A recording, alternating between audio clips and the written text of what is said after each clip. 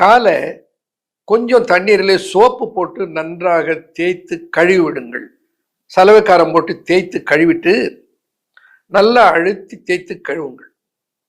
அந்த கால் வெடிப்புகளுக்கு இடையிலே அழுக்குகள் இருக்கும், அது போகிற அளவுக்கு நன்றாக தேய்த்து கழுவி விடுங்கள். கழுவிவிட்டு அந்த ஈரம் போக துடைத்து விட்டு இந்த கிராக்னில், அந்த கிராக் கான் என்று சொன்னேன் இல்லைங்களா, அதை அந்த பாதத்திலே கொஞ்சம் தழும்ப தடவி ஒரு காட்டன் சாக்ஸை அணிந்து கொண்டு இரவு படுக்க போய்விடும். நாம் வச்சு வேண்டியது என்ன? நன்றாக காலில் எந்த அழுக்கும் இல்லாமல் சுத்தமாக சோப் போட்டு கழுவிடணும்.